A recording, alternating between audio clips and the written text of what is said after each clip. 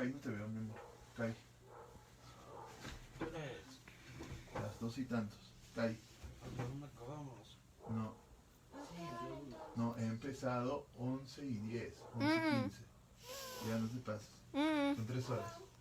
Ya. 3 horas vamos a hacer. 3 horas. Son 3 horas de día. Vamos a hacer 2 y 1. No, mi amor, hoy día hacemos lo teórico y lo práctico. Estamos uniendo. Ya. Cuando... Hoy es viernes. Hoy es viernes, sí. Sí, hoy es viernes. Capítulo 2. La palabra creadora. ¿Qué? 2 y... A las 2. A las 2. 2 y A las 15. 2. A las 2. No, 2 y 15. A las 2. Hemos empezado... A las Hemos 2. empezado... A las 2. Vamos. Ya, No, 2 ya, y ya, 15. ya. No voy a discutir. Vamos, capítulo 2. La palabra creadora. A las 2. Capítulo 2. La palabra creadora. Y 10 dijiste al inicio. 10. Basta, Kai. 10. Mierda. Tanto y 10 acabamos. Cuando digáis yo, que vuestros corazones exclamen al mismo tiempo. Dios sea mi refugio contra la aflicción del yo y mi guía hacia la aventuranza del yo. Pues en esta palabra, aunque sea tan pequeña, está encerrada el alma de todas las demás. Liberadla, e inmediatamente vuestra boca se perfumará y vuestra lengua se cubrirá de miel. De vuestras palabras resumarán las delicias de la vida. Dejadla encerrada, y vuestro aliento despedirá hedor, y amarga será vuestra lengua. Cada una de vuestras palabras destilará el pus de la muerte. Yo, oh monjes, es la palabra creadora. Y si nos apoderáis de su fuerza mágica, y si no os apoderáis de su fuerza mágica, y no os volvéis maestros de este poder, gemiréis cuando debierais estar cantando, estaréis en guerra cuando debierais estar en paz, seguiréis encerrados en la cárcel de las tinieblas cuando debierais estar sumergidos en la atmósfera de la luz. Es una metáfora para decirte que estás iluminada, para decirte que estás en un lugar claro, en un lugar donde hay conciencia de sí. Vuestro yo no es otra cosa que vuestra conciencia de ser, silenciosa e incorpórea, que se ha vuelto sonora y corpórea. Es lo inaudible hecho audible, lo invisible hecho visible, para que al mirar podáis ver lo que no se ve, para que al escuchar podáis oír lo que no se oye. Todavía tenéis presos vuestros ojos y vuestros oídos. Si no veis con vuestros ojos y no oís con vuestros oídos, nada veréis y nada oiréis. Basta que penséis yo, y un mar de pensamientos se agitará en vuestras cabezas. Este mar es una creación de vuestro yo, el cual es al mismo tiempo. Basta que penséis yo, y un mar de pensamientos se agitará en vuestra cabeza.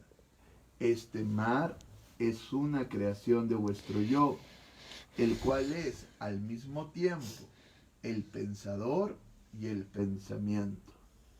Si tenéis pensamientos que apuñalan, muerden o desgarran, estad seguros que el yo en vosotros les dio el puñal, los dientes y las garras.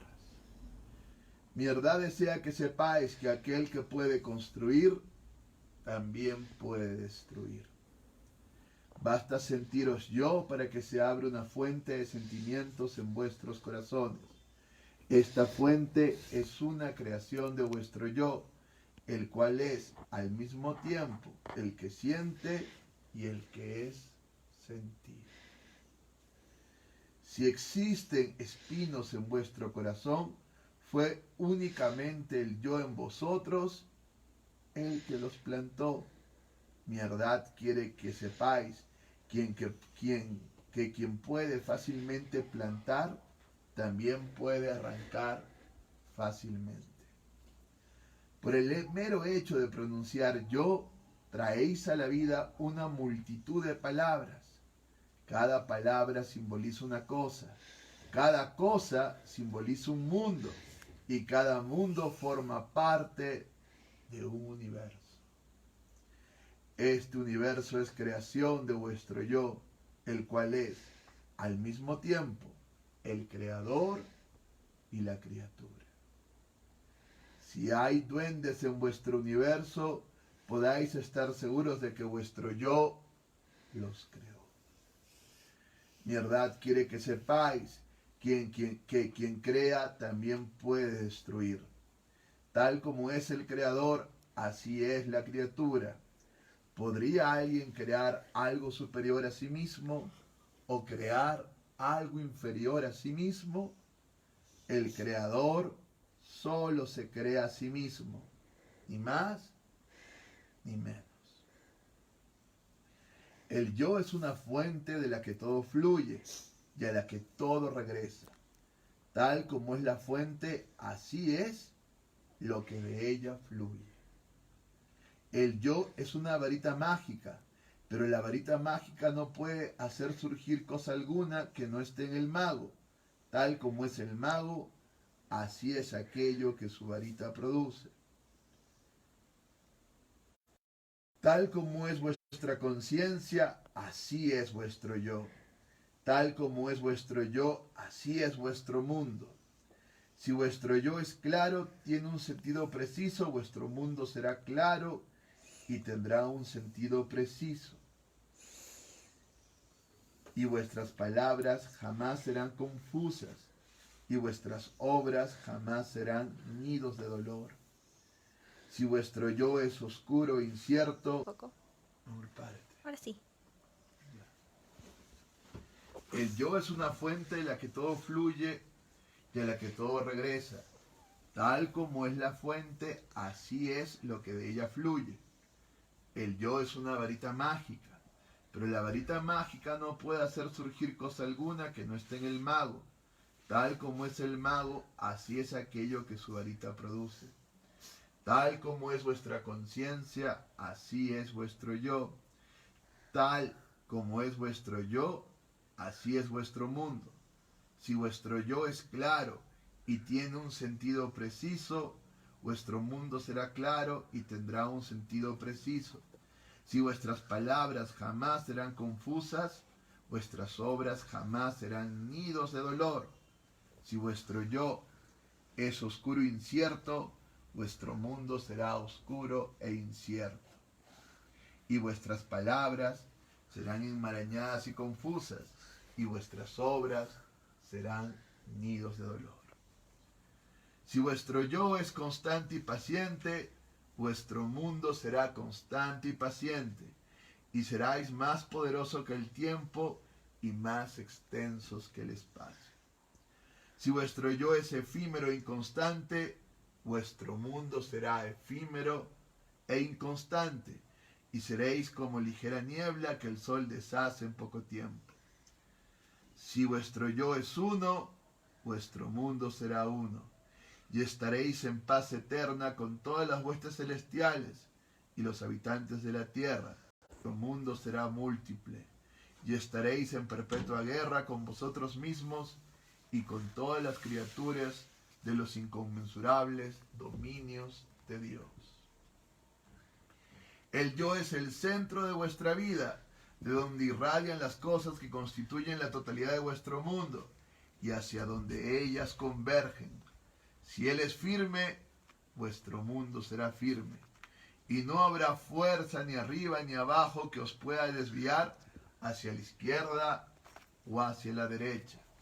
Si es inestable, vuestro mundo será inestable, y seréis como una hoja indefensa, inmersa en un terrible huracán. Tened cuidado. Es verdad que vuestro mundo es firme, pero solo en la inestabilidad. Y vuestro mundo es cierto, pero únicamente en la incertidumbre. Y constante vuestro mundo, mas tan solo en la inconstancia. Y vuestro mundo es uno, mas solamente en la multiplicidad.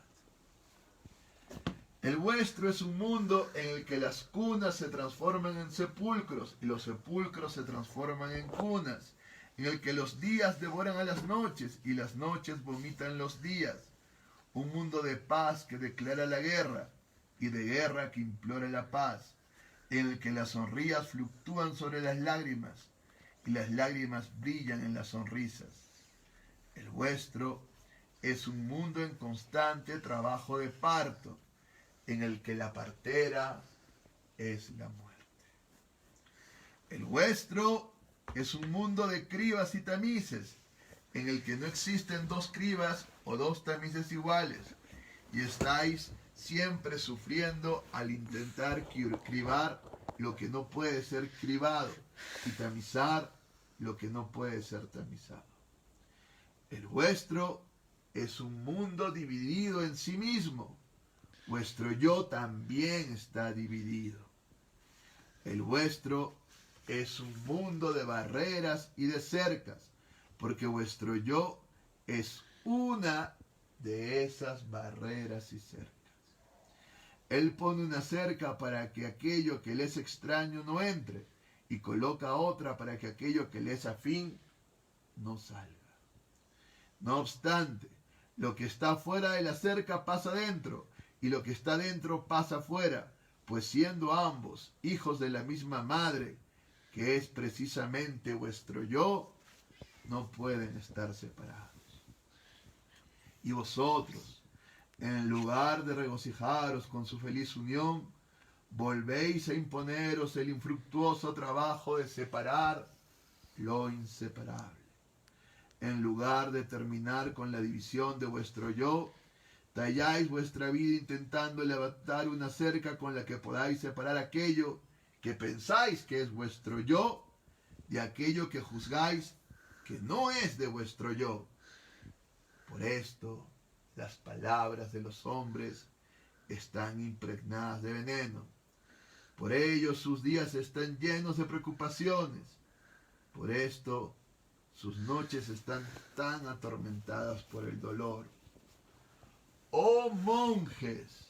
Mi verdad terminará con la división de vuestro yo, que podáis vivir en paz con vosotros mismos, con todos los hombres y con todo el universo. Mi verdad extraerá el veneno de vuestro yo, para que podáis probar la dulzura de la comprensión. Mi verdad os enseñará cómo pesar a vuestro yo, para que conozcáis la alegría del perfecto equilibrio. Naronda dice,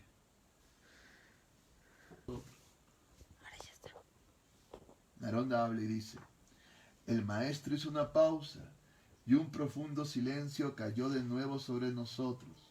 Una vez más, Micayón rompió el silencio diciendo, Oye, todos están dormidos. Micayón dice, turbadoras son tus palabras, mi verdad. Abren varias puertas, pero nos dejan en el umbral. Llévanos adelante. Haznos entrar.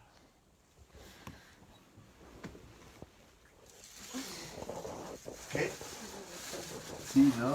A mí también me encanta. Me encanta. Ya. La reflexión sobre el yo es una reflexión muy importante.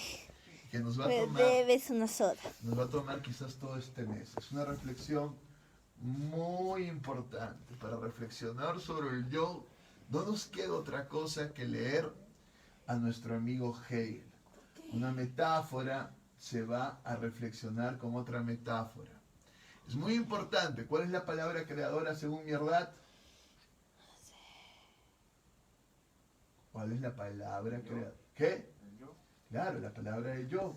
Cuando digo yo, estoy creando todo un universo. Cuando digo yo, nuestro amigo Hegel nos diría, estamos develando el espíritu subjetivo. Pero develar el espíritu subjetivo, entendido desde Hegel, es develar el espíritu absoluto en nosotros mismos. ¿Me entiendes? Y esto es algo muy importante. Hay una diferencia muy grande entre mi verdad y Hegel. Ay, no te veo. Cae. Cae acá. Cae. Ya. Ya. Cae. Esto. No, mi amor. Ven. Ya. Entonces, hay una diferencia muy importante entre Hegel y Mierdat, ¿no? Muy importante. Y esto va a ser diferenciar el Espíritu Santo del Espíritu humano. Esto va a ser una reflexión. ¿Y quién es el Espíritu Santo y quién es el Espíritu Humano? El Espíritu Santo lo entenderemos como el Espíritu que se niega a sí mismo. Al negarse a sí mismo, el Espíritu Santo devela el ser. Kai, no te veo. Kai, no te veo, mi Con los amor. ojos cerrados desde hace rato. El Espíritu Santo es el Espíritu que se niega a sí mismo. Y el espíritu humano es el espíritu que de alguna manera se afirma y lucha por afirmarse contra la Somos naturaleza. leones. La naturaleza tiene una determinación mecánica de alguna manera. Y entonces el espíritu se niega a esa determinación mecánica y se afianza a sí mismo. Pero el espíritu, al afianzarse a sí mismo, está en contra de esa naturaleza y está en contra de la espiritualidad que guarda esa naturaleza que la ha creado. Está en contra del Espíritu Santo. Esto es una cuestión tremenda. Mientras que el Espíritu Santo es el espíritu que se niega a sí mismo y devela el ser. Y no devela la naturaleza como algo mecánico o como algo estadístico o como algo probabilístico, sino la revela como algo eterno. La revela en comunión de amor. Es distinto. Es muy distinto. Entonces, mientras que Hegel va a afirmar el espíritu en contra de la naturaleza, cuando decimos en contra, decimos dialécticamente, es decir, negándola e integrándose con ella a partir de su subjetividad, es distinto al yo creador en Mierdat que está en el Espíritu Santo y que se integra, pero que se integra con el ser eterno. Es una cosa muy distinta. Para hacer el rito, el mito, la representación, es necesario entender todo ese proceso y entender lo que es el yo, como la palabra que pone en acto las potencias arquetípicas, como la palabra que al final está dando a Dios mismo. La palabra que Cristo utiliza es yo soy. Yo soy, esa es la palabra creadora. Yo soy la verdad, yo soy la vida, yo soy, esa es la palabra creadora. Yo soy el que soy. Sí, claro, esa es la palabra creadora. Yo soy el que soy. Es cuando el yo devela el ser. ¿Entiendes? Pero eso solo lo hace el Espíritu Santo. Y eso es tremendo, ¿no?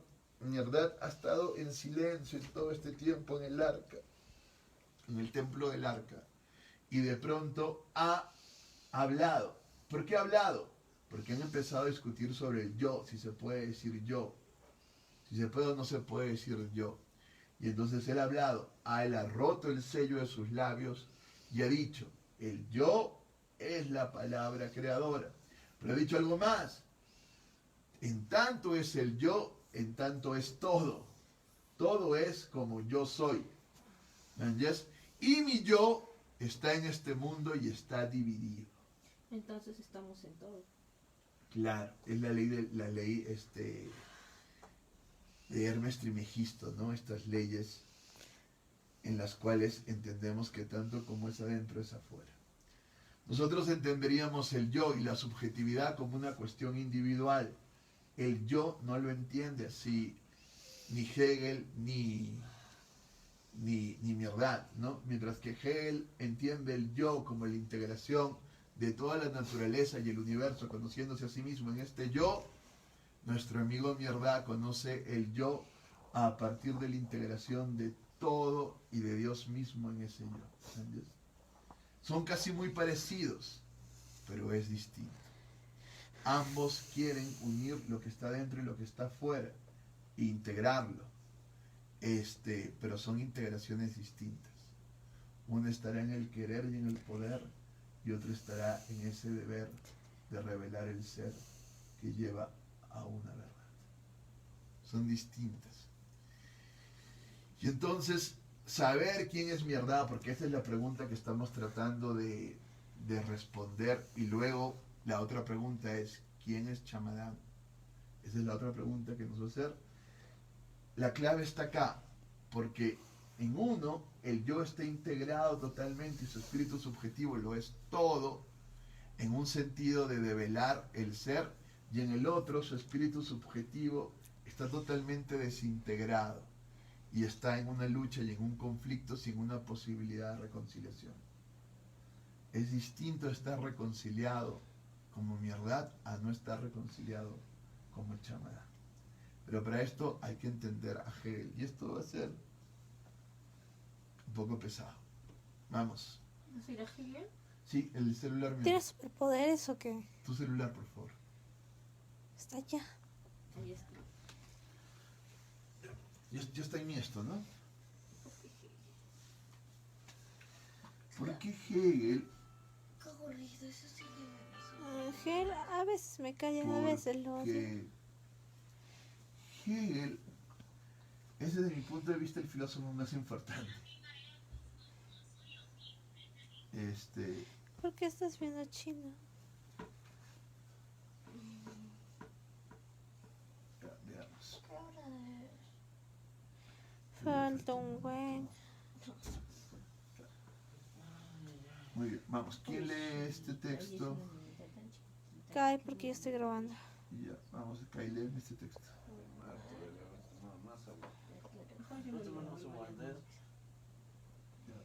No, tú no vas a poder ver, está en celular. Y no puedes ver bien la tarea, mira, así que para que veas bien el celular. ¿Tú no puedes verlo? Listo, desde acá. ¿Puedes leerlo seguro? No, es muy chiquito. No sé si está muy chiquita, no creo. Entonces ya leo yo ya. Hegel y la dialéctica del amo y el esclavo. Este es un texto de un psicólogo en un blog. ¿Entiendes? Anteriormente habíamos visto el mito del padre de la horda primitiva presentada por Freud como una explicación acerca de los orígenes de la cultura, como así también las objeciones que se le podían hacer a esta teoría. Ahora veremos otro relato que apunta al mismo fin. Se trata de la dialéctica del amo y el esclavo de Hegel, dialéctica que Feynman califica como el núcleo genético del que Hegel parte para explicar la historia humana. Debo reconocer que siendo psicoanalista, él es psicoanalista el que escribe este texto, me genera mal sabor de boca el uso de la palabra genético, pero él es filósofo y no, él es filósofo. Ya, oye, tu celular me ha ido a, No sé qué estás haciendo con mi celular. no sé, pero tu celular me ha ido a, vamos, ay, se me fue, perdón.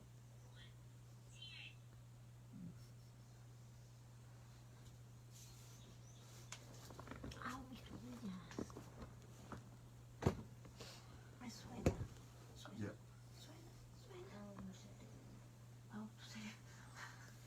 Ni siquiera has corrido. Pero él es filósofo y no psicoanalista, y ambos discursos presentan grandes diferencias.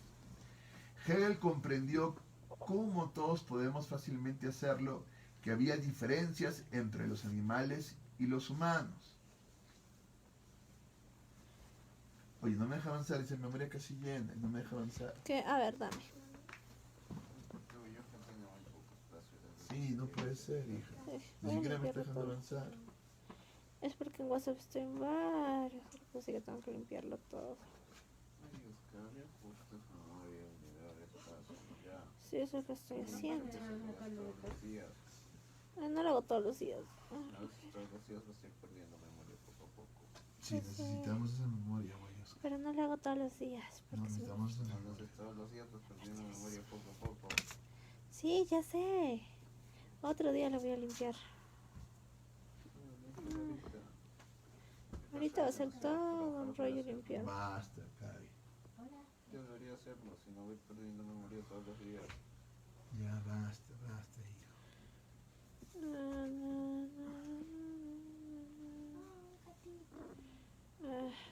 Ahorita.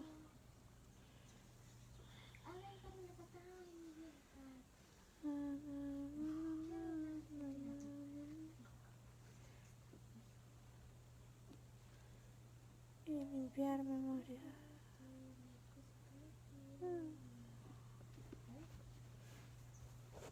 ¿Ya está?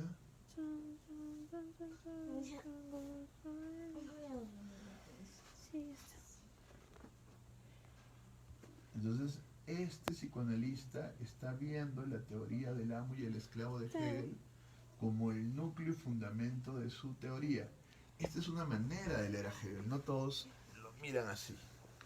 Pero vamos a aceptar esa manera, esa interpretación de Hegel para, ¿cómo se llama? Estereotipo de género.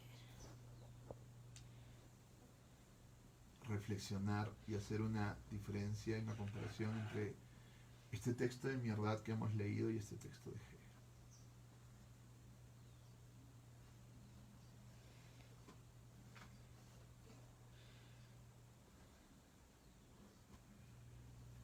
Hegel comprendió, como todos podemos fácilmente hacerlo, que había diferencias entre los animales y los humanos. Y él, marcando la diferencia con casi todo el resto de la humanidad, se propuso dar una explicación a este fenómeno. Creo que una buena forma de meterse en tema es tomando la idea de deseo. Hegel ubica el deseo tanto en el animal como en el ser humano. Otra idea que golpea duramente a cualquier psicoanalista. Esto de hablar de deseo en el animal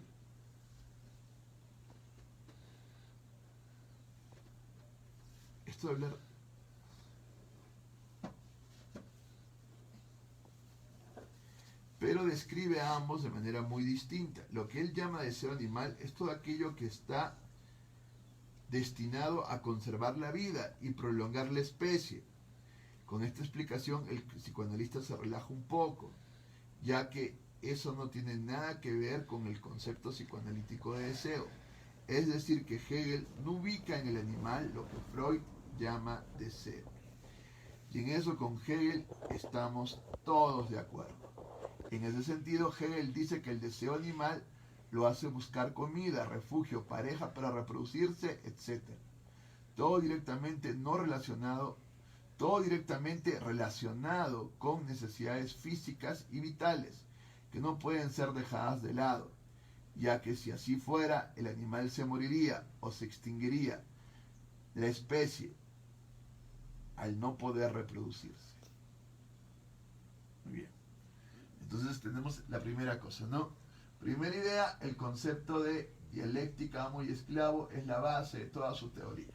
Vamos a ver en qué consiste esta teoría de amo y esclavo. Segunda idea, el deseo va a estar en el centro de esta teoría. Pero Hegel diferencia. Hay un deseo animal, que es un deseo de conservación de la especie, instintivo, que él también llama deseo. La gente diría eso instinto. Ay, Dios. No sé. Se me mueve y se ¿Qué me haces? mueve esto. No sabes utilizar el celular. Y hay un deseo humano. Vamos a ver sobre ese deseo humano ahora. ¿Yes? Y encima no puedo leer con la letra tan chiquita. ¿Quieres que te encienda la compu? Me está costando. Si a la próxima encendemos la compu. ¿Yes? Si vas a estar así toda la grabación, entonces mejor lo enciendo. No, ahora no. En este planteo aparece un concepto que es fundamental a Hegel. Estoy hablando de la negatividad. Al poner en juego esto llamado deseo animal, se niegan los desarrollos naturales de las cosas. Para poner un ejemplo, podemos decir que al comer pasto la vaca niega la posibilidad del pasto de crecer y reproducirse. Lo mismo ocurre cuando un animal mata a otro. Ya estoy grabando. Caramba, ¿por qué se me mueve? ¿Por qué se me mueve? Estás tocando botones que no deberías tocar. No estoy apretando nada, solo voy al texto para que la pantalla no se oscurezca.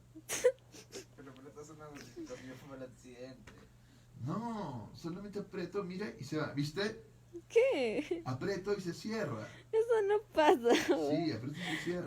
¿Qué estás apretando? Ya, vamos. ¿Dónde estás apretando? Ya, No me digas que estás apretando acá. vamos a apretar ahí. Si apretas ahí se te sale. Ya, vamos. Ya, entonces, el otro concepto es el concepto de negatividad. Ese concepto es muy importante en Hegel. Es el concepto básico de la dialéctica, la negación, la negatividad. Eso va a ser lo básico. Siempre vamos a trabajar con ese concepto porque es la base y la estructura del devenir. Papá, cuando te rasuras le quitas la posibilidad de que tus pelos crezcan. Claro. Estás entendiendo bien. Ya, vamos. Por tanto, papá, ya tienes cosas para no Ya. rasurarte. Podemos decir que al comer pasto, la vaca niega la posibilidad del pasto de crecer y reproducirse. Lo mismo ocurre cuando un animal mata a otro con respecto al deseo sexual. Puede decirse que al embarazar una hembra, ese macho le está negando a todos los demás machos, ya que ninguna hembra puede estar embarazada de dos machos al mismo tiempo. De esta manera, la negatividad está presente en el mundo de la naturaleza. Aunque vale destacar que al igual que el deseo, la negatividad aparece siempre e inevitablemente unida a la necesidad vital y a la preservación de la especie. Pero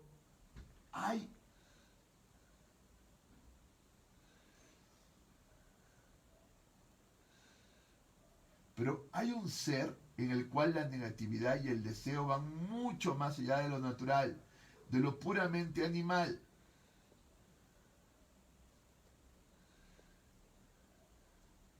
Ambos son las fuerzas que producen una ruptura con esto dado inmediato, propio de la naturaleza, y que crean así un ser distinto llamado ser humano.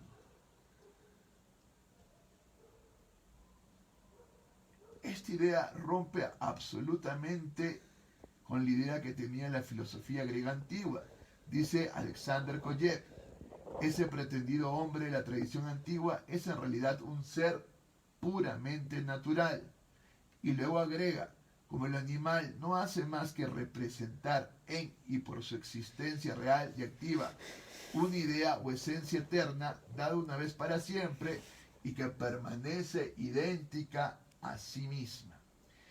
Hegel tira todo eso a la basura y postula que para devenir humano, para pasar de ser solo sustancia a convertirse en sujeto, ese ser debe negar lo que tiene el animal, trascender la pura naturaleza que hay en sí y transformarse en un sujeto verdadero. Pero esto no debe inducirnos a error, ya que Hegel no dice que lo dado, el animal natural, quede eliminado en el ser humano.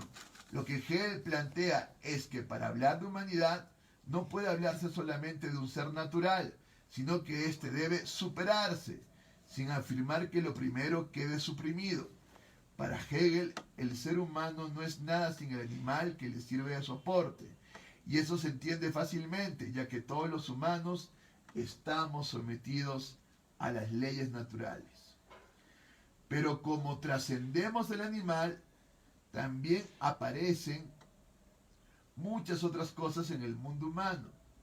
Y con esto ya planteamos el principio de lo que Hegel llama dialéctica, la cual consiste en afirmaciones, negación de la afirmación y posteriormente negación de la negación, la cual elimina las dos instancias previas en su independencia y las integra en una totalidad. Lo notable es que esta totalidad que ha surgido pasará luego a actuar como una afirmación y todo el proceso dialéctico comenzará otra vez. Vamos ahí. A ver si estamos entendiendo. Entonces, ¿qué es lo que comprendemos? Kai, no te veo. Kai. ¿Qué es lo que comprendemos? ¿Cuándo surge la negatividad? Cuando le quitas la posibilidad. Cuando le quitas la posibilidad. ¿Y cuándo le quito la posibilidad? Cuando No necesariamente la posibilidad de Cuando- existencia. Quito cualquier tipo Cuando de quitas cualquier posibilidad. posibilidad. Cuando tú desarrollas. Claro, cuando tú devienes. Basta que tú devengas, o sea, Basta que tú respires. existas para que tu existencia ya quite posibilidades a otras existencias. No existir necesariamente, pero otras posibilidades. Basta el devenir. Y entonces podemos entender que la dialéctica es una construcción mental o la estructura del devenir. ¿Es un modelo interpretativo, una teoría o es la estructura del devenir? Por el devenir. Claro, o por lo menos es así como lo entiende Hegel. Hegel entiende, y ahora nosotros tendríamos que comprender o no, reflexionar sobre esto, que la dialéctica es la estructura del devenir. ¿Por qué? Porque en ese devenir siempre yo voy a negar con mi existir, con mi devenir, posibilidades de otras existencias. Ya siempre que esté afirmando algo, siempre estoy negando algo. Es inevitable. Mi propia afirmación, mi propia acción niega otras acciones. Esto es lo que sucede con la estructura de la realidad en el devenir. Esto lo tenía muy claro desde la filosofía, antes aún de Heráclito, nuestro amigo, ahora no recuerdo el nombre, si no me equivoco es Anaximandro, el del Ápero, me puedo equivocar porque siempre me puedo siempre confundir con Anaxímenes. Pero desde ahí se entiende que mi existencia le quita posibilidad a otras existencias. Y esto es tremendo y difícil. Ya en los animales hay esta lucha por la propia existencia y mi existencia le quita posibilidades a otras, ¿no? Pero no se queda ahí, ¿no? No se queda ahí, Hegel. Porque hay un ser que no niega por propio devenir. Hay un ser que no niega por instinto. Hay un ser que niega por deseo. ¿Y quién es ese ser? El hombre. El ser humano. Entendamos eso. Nosotros negamos por deseo. Esto es algo bien interesante. Nuestro querer produce una dialéctica distinta. Nosotros no negamos como los animales o como los otros seres por instinto, sino que negamos por deseo. Y esto, que no es una necesidad, es como algo esencialmente humano. Nuestro deseo niega por el solo hecho de negar. Pero ¿qué está buscando este deseo al negar? ¿Qué está buscando este deseo al negar?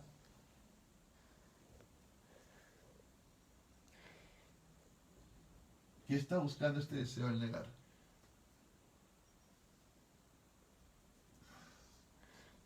¿Qué buscas si niegas tu deseo? No, mi amor. Entendamos, todavía no estamos en la negación de mi deseo. Todavía estamos en la negación de mi instinto. Y mi deseo como negación del instinto. ¿Me dejo entender? El animal desea, según Hegel, que no es un deseo, sino que tiene Necesidad. instinto de conservación, una necesidad. Exacto.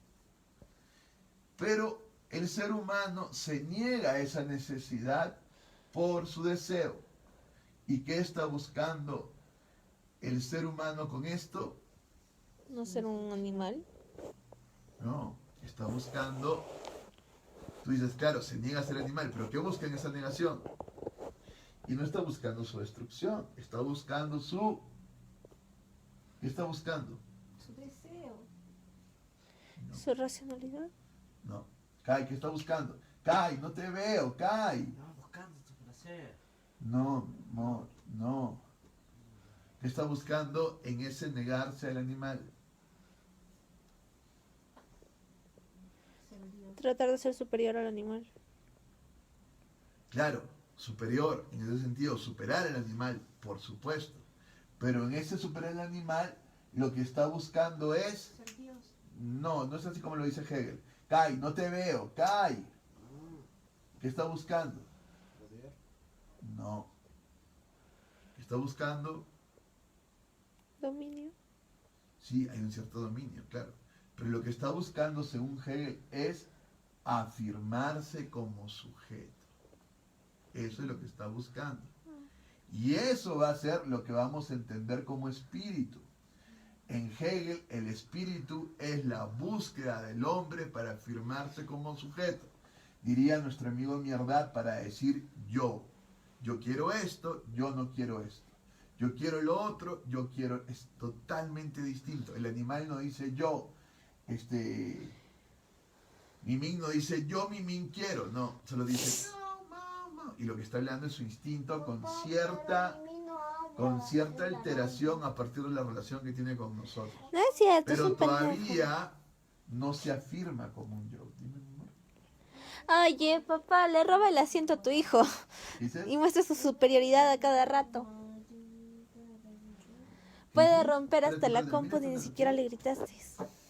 No, dime tú, ¿qué, mi amor? Es que no te escuchas el estado. Dices, Mimín, ¿qué no?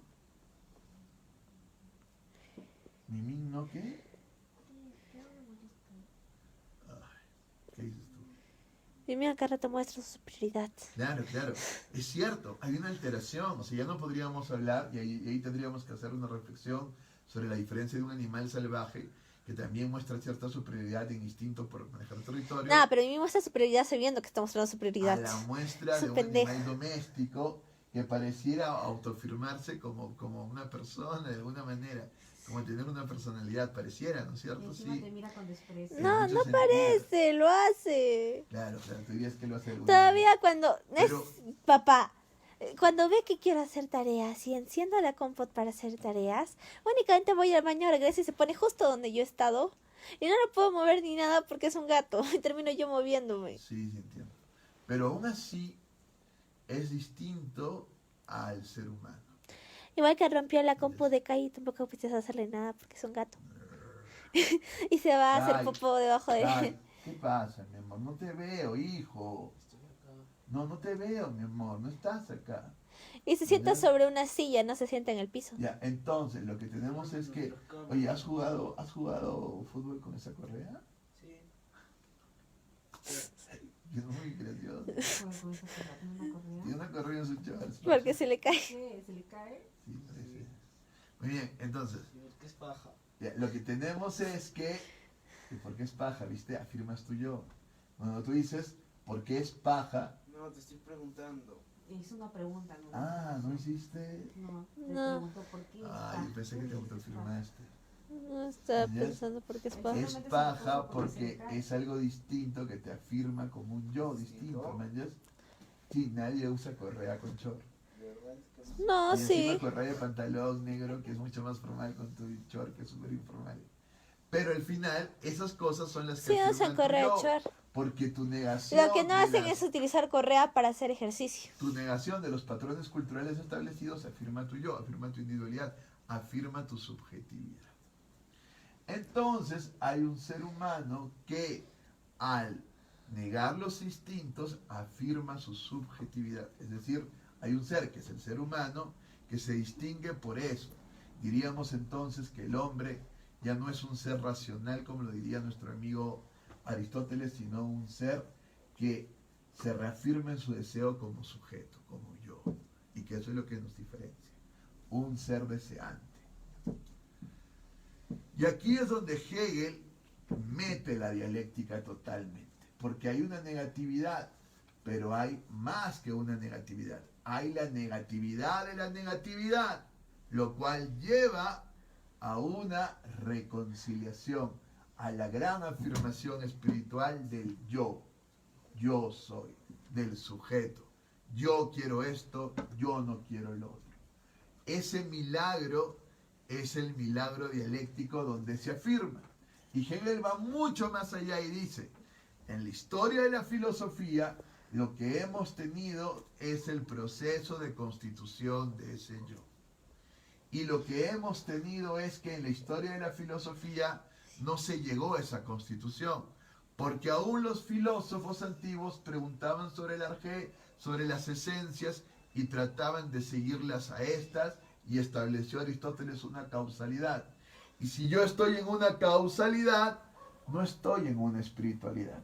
Porque el espíritu es, entre comillas, arbitrario, orgánico en sí mismo, orgánico en sus deseos, porque hay una organicidad, pero arbitrario con referencia a la naturaleza. Y se afirma negándola a ella. Y eso es el espíritu.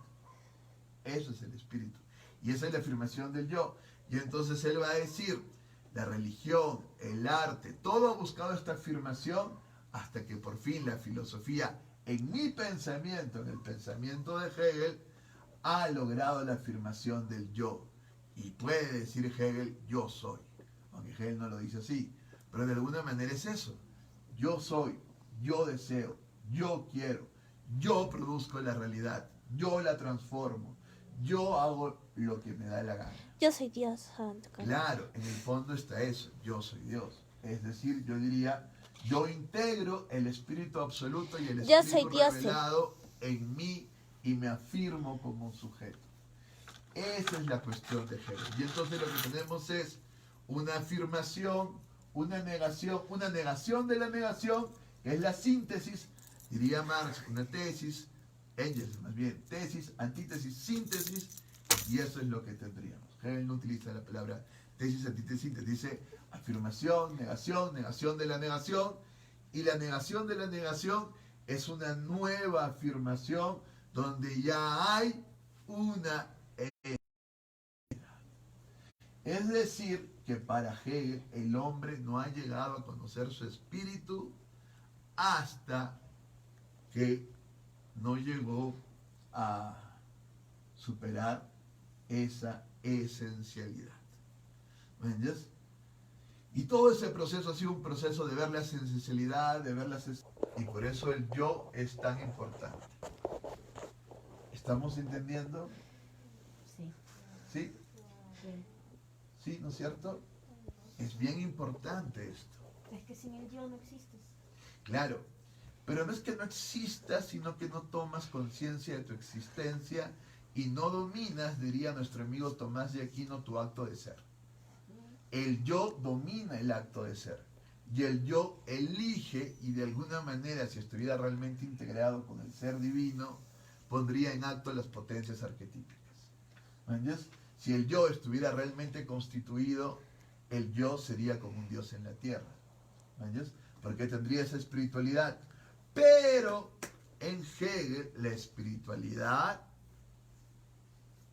no es tal. Esa es mi crítica a Hegel.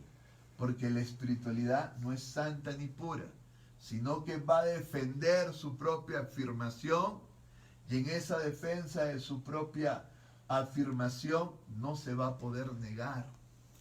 ¿Me Porque se va a quedar afirmado en este yo. En este sujeto que va a producir un Estado burgués, una democracia, una república, un capitalismo, un mercado, y todo eso lo va a afirmar como su propio yo.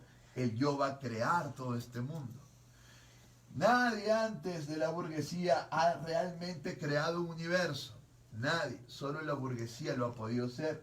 Pero es que su gran fundamento de la burguesía es el reconocimiento de su yo como una afirmación de su deseo y desde ese deseo lograr un poder y construir todos los fenómenos de la realidad y construir la realidad misma, transformarla. Nadie ha podido hacer eso. Lo han podido hacer porque han tomado conciencia de su existencia y han logrado en alguna forma dominar su acto de ser a partir de esta palabra clave. El yo, el yo, el. Y bueno, podrías decir sin otro lugar. No puedo. Yo. Pero ¿qué pasa con el yo? Yo digo yo, pero ¿alguien reconoce mi yo? No. Ahí viene el problema, pues. No vale vergas tu yo, soy yo, no tú. ¿Viste? Acá viene el problema. Y acá viene lo que habla nuestro amigo Mierda del yo escendido. Y acá viene la dialéctica del amo y el esclavo. Vamos a ver. Ese yo necesita de alguien que lo reconozca. No, soy yo. Porque no si tú. no lo reconoce ese yo, no hay ese yo. Necesita Porque no una yo. objetividad, un reconocimiento a su yo. Si no es un loquito que está hablando de que yo, pero A mí me vale tu yo, no lo reconozco. Y entonces se produce Porque no hay yo en esta época. la gran dinámica de la historia según nuestro amigo G. Veamos la dialéctica del amo y el esclavo. A ver qué dice acá. Ya. La mención del riesgo de vida, en fundamental, ya que busca... Ya,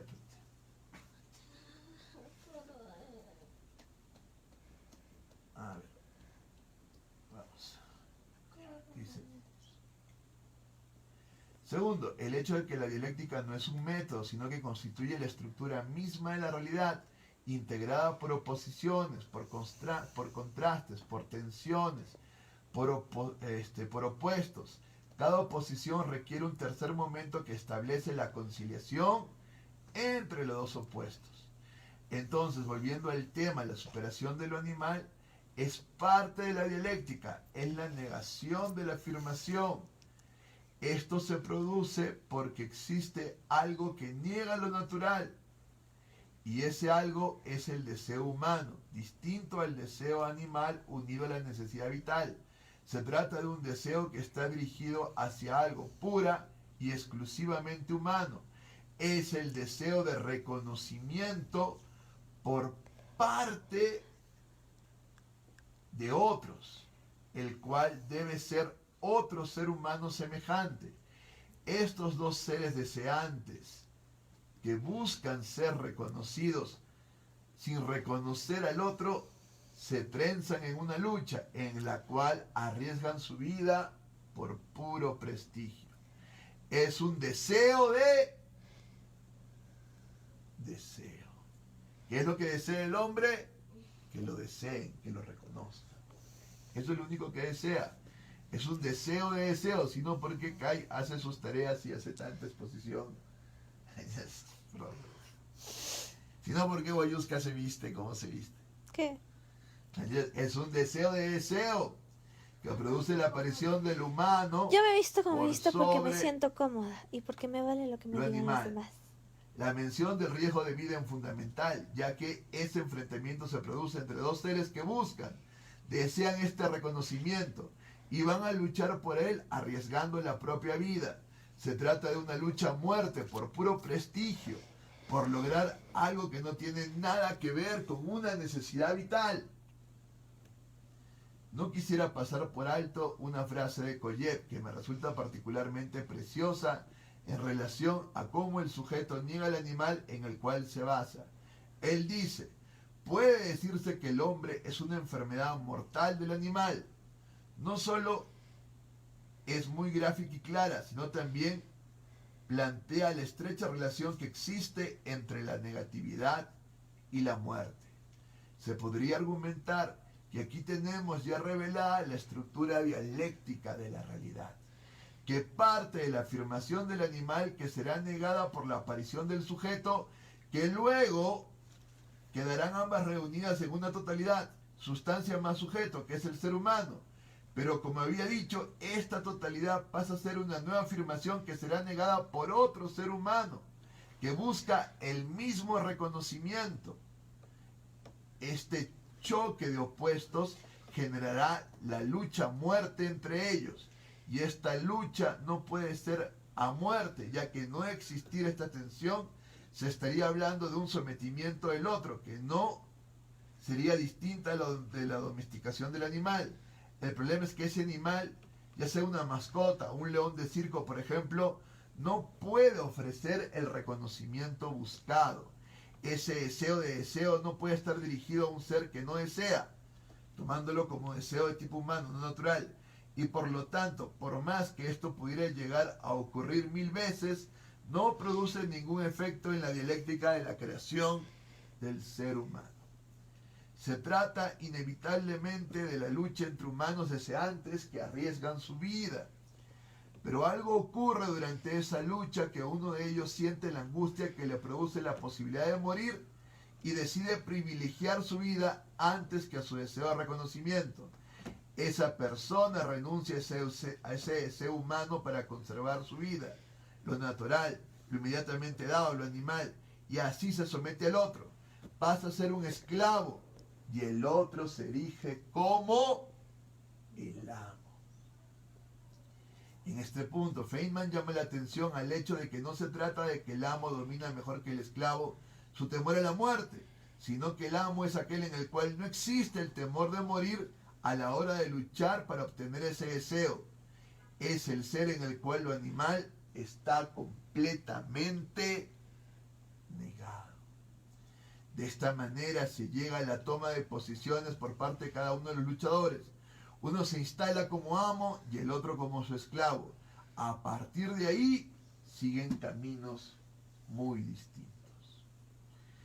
Con respecto al reconocimiento que el amo recibe del esclavo, hay que hacer una aclaración, ya que Hegel modifica su teoría en el tiempo que pasa luego de dictar las conferencias de Jena, 1803-1804, y la publicación de su libro La fenomenología del espíritu, 1807. Ahora tomará el primer Hegel, el de las conferencias, y luego aplicaré el cambio teórico. El problema que se plantea es que el esclavo, al optar por su vida en lugar de su deseo, queda pegado a su animalidad. Y entonces su reconocimiento no puede ser lo que el amo estaba buscando, por no ser un deseo propiamente humano. Ante esto se plantean distintas interpretaciones, según una de las cuales puede decirse que el deseo del amo queda insatisfecho al obtener un reconocimiento que le es insuficiente. Por otro lado, se puede decir que si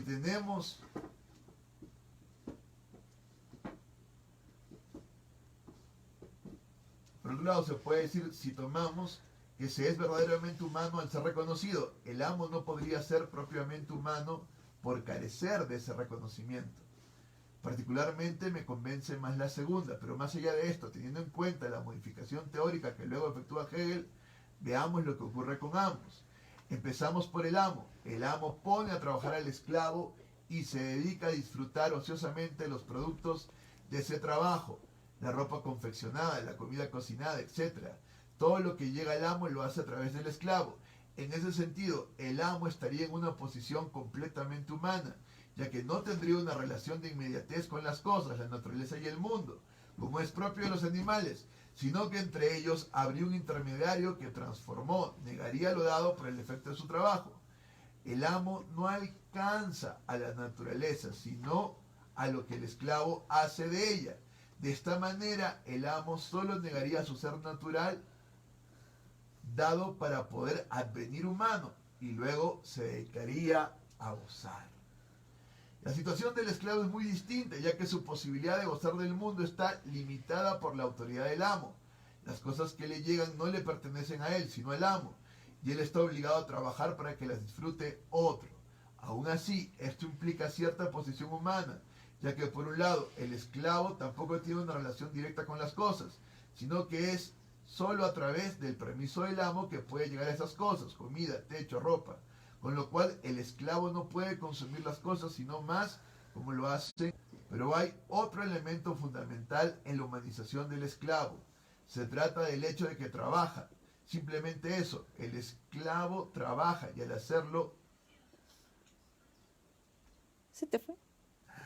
El esclavo trabaja y al hacerlo... Y se me fue. Veamos esta dialéctica de amo y esclavo. Entonces, sí, el esclavo al hacerlo trabaja y por lo tanto tampoco es ¿cómo se llama? Un animal, porque su trabajo hace que se transforme la naturaleza en una cuestión espiritual. Y si el esclavo trabaja, bajo ese reconocimiento, el esclavo va alcanzando el reconocimiento del amo y se hace humano. Y si se hace humano, al amo también lo hace humano. Y entonces ambos humanos hacen un contrato social que lleva a la objetivación de este sujeto humano, y eso es el Estado burgués.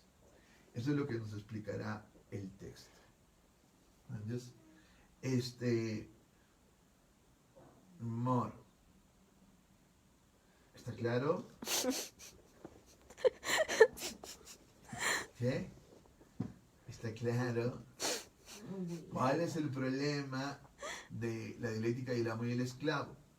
El problema es que el esclavo ha cedido por miedo y ya no lucha por el reconocimiento. Y entonces Ya no tiene el yo. amo, ¿qué dices? Ya no tiene yo. El amo no tiene quien lo reconozca. Y el yo es solo yo en tanto haya un tú que lo reconozca. ¿Entiendes? Como yo. Y que vea su subjetividad. Y entonces, ¿cómo logra la subjetividad del amo? ¿Cómo la logra?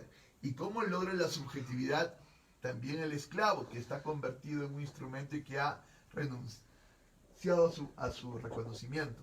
¿Cómo lo logra? Ya está, Galatría. Vamos a... ¿Finalizó? Sí, finaliza, gracias.